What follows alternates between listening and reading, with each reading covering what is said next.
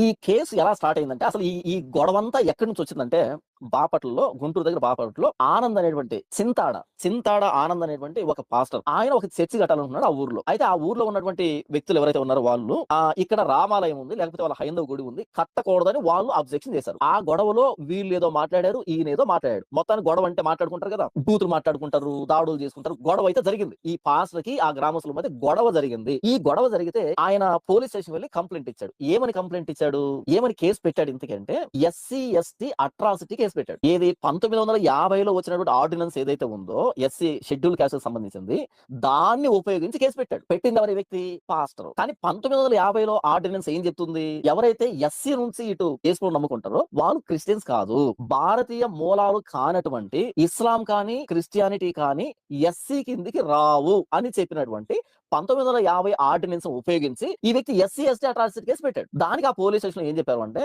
అలా కాదు, ఇది ఎస్సీ ఎస్టీ అట్రాసిటీ కేసు కిందకి రాదు, ఎందుకంటే నువ్వు పాస్టర్ కాబట్టి అని చెబితే అయినా బుర్ర ఉపయోగించాలా వద్దా, తెలియక పెట్టావు ఓకే, ఇబ్బంది లేదు. అసలు నువ్వు పోలీస్ స్టేషన్ వెళ్తున్నావు అంటే నీకు కొన్ని ప్రాథమికంగా తెలియాలి, నేను ఎవరిని, ఏం చేస్తాను, నేను పెట్టే కేసు ఏంటి అనేది తెలియాలి. తెలియకుండా పెట్టాడు, అది కూడా తప్పు కాదు. అయితే వాళ్ళు చెప్పారు అక్కడ, ఒరే నాయన, నువ్వు పాస్టర్వి, నువ్వు యేసుని నమ్ముకున్నావు, బైబుల్ బోధిస్తున్నావు, కాబట్టి నువ్వు ఎస్సీ ఎస్టీ అట్రాసిటీ కేసు కిందకి నీ కేసు రాదు అని చెప్పినప్పుడు ఏం చేయాలి, నోరు మూసుకొని ఇంకొకటి ఏదైనా ట్రై చేయాలి. కానీ ఈ మూర్ఖుడు ఏం చేశాడంటే దాన్ని హైకోర్టు దాకా తీసుకుని వెళ్ళాడు. ఇక్కడ వీళ్ళు న్యాయం చేయలేదని, కోర్టులు తీసుకోలేదని దాన్ని హైకోర్టు దాకా తీసుకుని వెళ్ళాడు. అక్కడ కూడా హైకోర్టు మొట్టికాయలు వేసింది. అరే ఇది ఎస్సీ ఎస్టీ అట్రాసిటీ కేసు కిందకి రాదురా అని చెబితే వాడు అక్కడ నుంచి ఏం చేశాడు, దాన్ని సుప్రీం కోర్టు తీసుకుని వెళ్ళాడు. ఆ సుప్రీం కోర్టు తీర్పు అన్నది మొన్న 24వ తేదీ దాని తీర్పు వచ్చింది. ఆ తీర్పు మొత్తం క్రైస్తవ్యాన్ని, అంటే కొన్ని కోట్ల మంది క్రైస్తవ్యాన్ని ఇప్పుడు ఆలోచనలో పడేసింది. ఇంకా చాలా మందికి తెలియదు ఇలా ఒకటి వచ్చిందని, ఇంకా చాలా మందికి తెలుస్తుంది. అలా ఆలోచన పడేసింది.